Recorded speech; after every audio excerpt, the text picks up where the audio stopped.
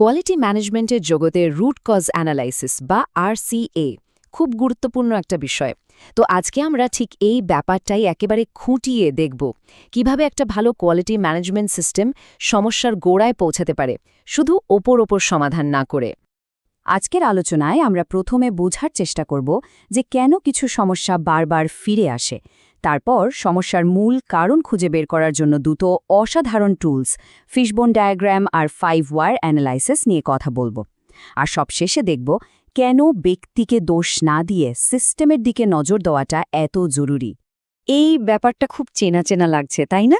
একটা সমস্যাকে মনে হলো সমাধান করা হয়ে গেছে, কিন্তু কিছুদিন পরেই দেখা গেল সেটা আবার ফিরে এসেছে। তখন সত্যি খুব হতাশ লাগে। প্রশ্নটা হলো, এরকমটা কেন হয়? আসল সমস্যাটা কি তাহলে ধরাই পড়েনি? আর এখানেই হলো রুট কজ অ্যানালিসিস বা RCA এর আসল খেলা। কারণ এটা যদি ঠিকঠাক মতো করা না হয়, তাহলে সমস্যাটা ফিরে আসতে বাধ্য। আর এই ব্যাপারটা বিশেষ করে ফার্মা ইন্ডাস্ট্রিতে রেগুলেটরি অথরিটিগুলো কিন্তু খুব গুরুত্ব দিয়ে দেখে। দেখুন, কোনো একটা ডেভিয়েশন বা বিচ্যুতি খুঁজে পাওয়া মানে এটা তো গল্পের শুরু মাত্র।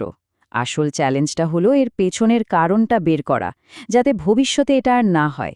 আর এভাবেই তো সিস্টেমের ওপর ভরসাটা বজায় থাকে। আরও সহজ করে বললে RCA মানে হলো সমস্যার ওপরে একটা ব্যান্ডেজ লাগিয়ে দেওয়া নয়, বরং একেবারে ভেতরে গিয়ে খুঁজে বের করা যে সমস্যাটা ঠিক কোথা থেকে শুরু হচ্ছে।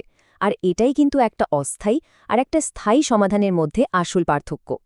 তো প্রশ্নটা হলো, কিভাবে আমরা এই মূল কারণ পর্যন্ত পৌঁছাবো?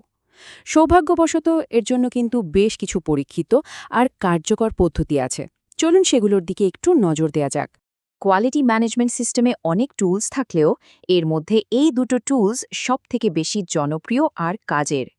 একটা আমাদের চিন্তাভাবনাকে নলব করতে সাহায্য করে, আর অন্যটা আমাদের সমস্যার গভীরে যেতে সাহায্য করে। আচ্ছা, তাহলে প্রথমে ফিশবোন ডায়াগ্রাম নিয়ে কথা বলা যাক। এই টুলটা নিশ্চিত করে যে আমরা যেন তদন্ত করার সময় কোনো একটা সম্ভাব্য কারণের উপরে আটকে না থাকি, বরং পুরো ছবিটা দেখি। এর প্রধান উদ্দেশ্য হল ওই যেটাকে বলে টানেল ভিশন, সেটা এড়ানো। অনেক সময় কি হয়, আমরা প্রথম যে কারণটা চোখের সামনে আসে ওটাকেই আসল সমস্যা ভেবে বসে থাকি। ফিশবোন ডায়াগ্রাম ঠিক এই ভুলটা করা থেকে আমাদের বাঁচায়। এটা আমাদের সব দিক খতিয়ে দেখতে বাধ্য করে। এই যে 6টা ক্যাটেগরি দেখছেন, এগুলোকে বলে 6Ms। ব্যাপারটা হলো, যখন আমরা এই 6টা দিক থেকেই সম্ভাব্য কারণগুলো খুঁজি, মানে মানুষ, মেশিন, পদ্ধতি, কাঁচামাল, পরিমাপ আর পরিবেশ, তখন সিস্টেমের আসল ফাঁকফোকরগুলো আমাদের চোখে পড়ে। বোঝা যায় সমস্যাটা কি কোনো ব্যক্তির, নাকি যন্ত্রের, নাকি পুরো সিস্টেমের মধ্যেই কোনো দুর্বলতা আছে। আর এই পয়েন্টটা কিন্তু ভীষণ জরুরি। কোনো কর্মীকে দোষ দিয়ে এটা বলা যে তার ভুলেই এটা হয়েছে, এটা আসলে কোনো সমাধানই না, এবং কোনো রেগুলেটরি অডিটে এটা গ্রহণযোগ্য নয়। আসল প্রশ্নটা হলো, সিস্টেমটা কেন সেই ভুলটা হতে দিল? সিস্টেমের কোথায় ঘাটতি ছিল যে ভুলটা হওয়ার সুযোগ পেল? আচ্ছা, এবার আসা যাক আমাদের দ্বিতীয় টুলে, যেটা আমাদের সমস্যার গভীরে যেতে সাহায্য করে। এর নাম 5 ওয়াই অ্যানালাইসিস বা 5টি কেন বিশ্লেষণ। এই পদ্ধতির সবচেয়ে সুন্দর দিক হল এর সরলতা। এটা অনেকটা পেঁয়াজের খোসা ছালানোর মতো। আপনি শুধু কেন প্রশ্নটা করতে থাকবেন, আর একটার পর একটা স্তর সরাতে সরাতে একেবারে সমস্যার কেন্দ্রে পৌঁছে যাবেন। এই উদাহরণটা একবার দেখুন। সমস্যাটা শুরু হয়েছিল কোথায়? একজন অপারেটর একটা ধাপ মিস করেছেন, কিন্তু বারবার কেন জিজ্ঞাসা করার ফলে আমরা কোথায় গিয়ে পৌঁছালাম? একেবারে সিস্টেমের একটা বড় দুর্বলতায়।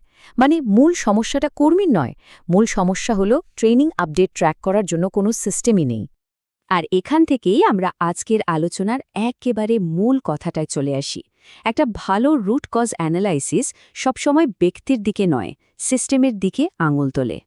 সুতরাং পরিষ্কারভাবে বললে, আগের উদাহরণে মূল কারণটা কোনো কর্মীর ভুল নয়, বরং সিস্টেমের একটা ডিজাইন ফ্ল। যদি সিস্টেমটা ঠিকঠাক থাকতো, তাহলে হয়তো ওই কর্মীর পক্ষে ভুলটা করা বেশ কঠিন হয়ে যেত। এই স্লাইডটা দুর্বল আর শক্তিশালী আরসিএর মধ্যে পার্থক্যটা খুব সুন্দরভাবে দেখাচ্ছে। দেখুন, দুর্বল আরসিএ ব্যক্তিকে দোষ দেয়, যেটা আসলে কোনো সমাধানই না। অন্যদিকে একটা শক্তিশালী আরসিএ তথ্য প্রমাণের ওপর ভিত্তি করে পুরো সিস্টেমটাকে বিশ্লেষণ করে আর একটা কার্যকর কারেক্টিভ ও প্রিভেন্টিভ অ্যাকশন বা সিএপিএ নেওয়ার রাস্তা তৈরি করে দেয়। আর এর ফলাফল কি? সোজা হিসাব, আরসিএ যদি দুর্বল হয় সমস্যাটা ফিরে আসবেই, এটা ধরে নেওয়া যায়, আর পরের অডিটে এটাই একটা বড় ফাইন্ডিং হয়ে দাঁড়াবে।